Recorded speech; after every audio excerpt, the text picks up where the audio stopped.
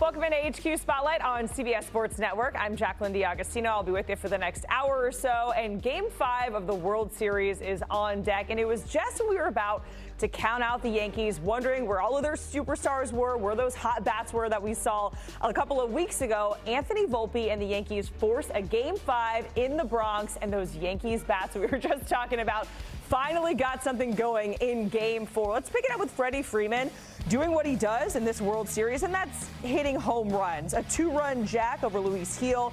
He's now homered in all 4 games this series, putting the Dodgers up 2-0. Freeman, we were talking about his health. No issues here. Bottom of the first, Gleyber Torres. Mookie Betts is going for it, and this is where things get weird because he tries to make the catch, and fans are grabbing Mookie Betts, trying to rip the ball out of his glove, but fan interference is called. Oh my gosh, these fans here paying thousands of dollars to see 4 outs because they eventually get the boot and get banned. Anthony Volpe in a huge spot for the Yankees here.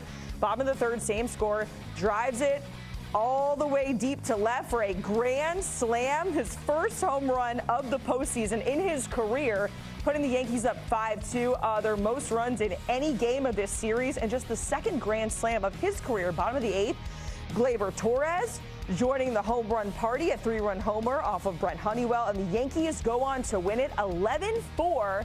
They avoid the sweep. They trail 3-1 in the World Series, and the first team to force a Game 5 after trailing 0-3 in the World Series. So let's welcome in Matt Snyder and Jim Bowden, who are joining us from New York ahead of Game 5. And gentlemen, we saw some wild stuff. We just showed it there in the highlights. Some fans who were grabbing Mookie Betts, trying to get the ball out of his glove. Those fans are banned for Game 5. And I guess it depends on which fan base you ask, right? It's either absolutely abysmal and horrible behavior by the fans, or, Matt, Jim, is this maybe like a little bit of spark that the Yankees fans kind of needed being down 0-3 prior to Game 4? Jacqueline, Major League Baseball did not do enough. They should have banned both of them for an entire year and then allow them back in 2026. You cannot, when you have over 15 million people watching these games, you cannot tell the rest of the world it's okay to go grab a player's glove and to pull the ball out of it. Number 2, the second fan who actually grabbed Mookie Betts' wrist could have injured the player, could have completely changed the World Series. I can argue that it's battery. And to be quite honest, I think both should have been arrested, and I think both should not only be banned from tonight's game, but all of next year. 100%. I mean, you can't. Tommy Edman, after the game in the clubhouse, was pretty mad. Like, Mookie Betts said, it's irrelevant, I don't want to talk about it, I just want to talk about the game. But you could tell he was mad. But Tommy Edman said, it's absolutely ridiculous, it's unacceptable. I understand that people are going to laugh, but there's, as Jim said, an injury risk there, especially with the second guy grabbing his bare hand. What are you grabbing the bare hand for?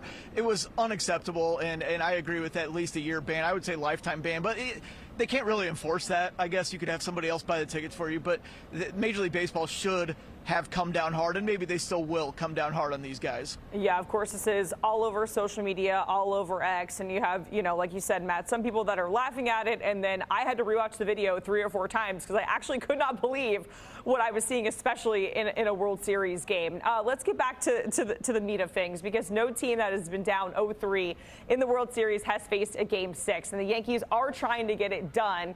I mean, there was no team that had forced a Game 5, and they got that done after being down 0-3. But how confident are you guys that the Yankees can keep this momentum going in Game 5? I feel pretty confident that they can, because they have their $324 million pitcher, Garrett Cole, on the mound. And Garrett Cole right now is throwing as good as I've seen him the entire year. In that Game 1 start, his fastball was 98 miles an hour in the final inning that he pitched. I was surprised he was taken out as early as he was.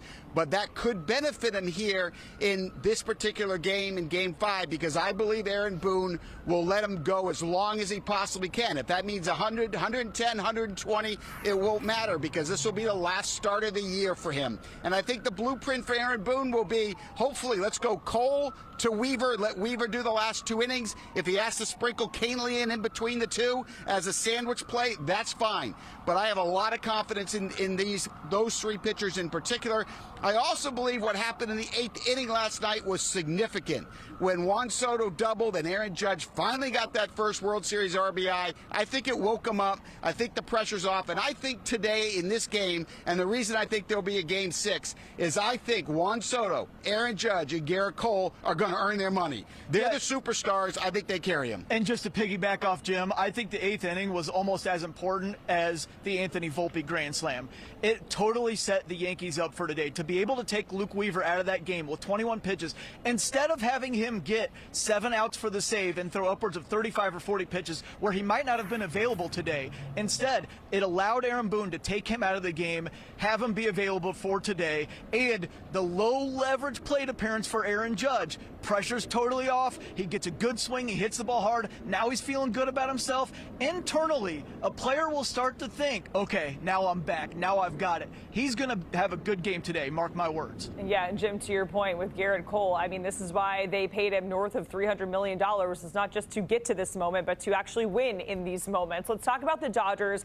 And, of course, it's been all about Freddie Freeman because he has been unreal. Coming into this, we were talking a lot about, hey, how many games is he going to be able to play? Is he going to be healthy enough? He's now homered in all 4 games in this series.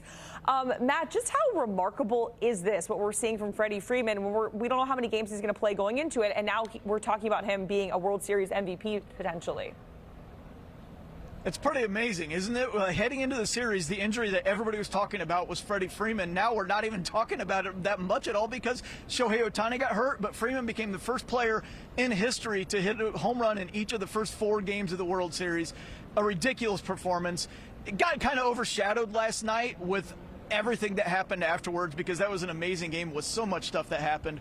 But this is truly one of the greatest individual World Series performances we have ever seen, and it's on a guy who had to miss 2 games in the NLCS and was 1 for his last 15, hadn't gotten an extra base hit since September 26th, hadn't gotten a home run since September 16th. All of a sudden now he's the most prolific home run hitter in the World Series history in terms of each of the first 4 games. It's unbelievable.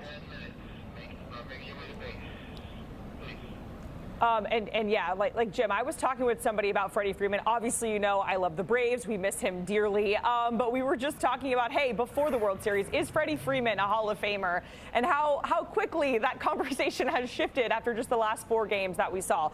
Gentlemen, we want to get a pick because we know the Dodgers, they are just 1 game away from winning their 2nd World Series in 5 years. The Yankees are also trying to make a little bit of history of their own, trying to force a Game 6 here after being down 0-3. Jim, kick us off. How do you think it's going to roll for this one? Yeah, I think the Yankees are going to force a Game 6. I think we're going back to Los Angeles. I think the baseball gods understand the late Fernando Valenzuela's birthday is the day of Game 6 in Los Angeles. And I think that the baseball gods will look up and say, Yamamoto on the mound on Valenzuela's birthday in Los Angeles where they can win a World Series at home. I just think that's a Hollywood script. But here in New York, I think it's a Broadway play tonight for the Yankees. And I think Cole and Soto and Judge will push this World Series to 6 games. Matt, what about you? How do you think it's going to go? I agree. I think it's very well set up for the Yankees tonight. As Jim talked about earlier, you could probably get 7 out of Garrett Cole and 2 out of Luke Weaver. The offense is going, as I mentioned. Feels like Judge is probably feeling good about himself right now, so I agree. I think the Yankees are going to send this back to Game 6. All right, Matt Snyder, Jim Bowden, we certainly appreciated joining us from New York ahead of Game 5. Enjoy the game, gentlemen. If it's anything like last night, it is going to be a good one. Oh, my God. Okay. Chip Patterson, Emory Hunt, they are really in their bag when it comes to their performances. We're getting college football picks coming up on the other side.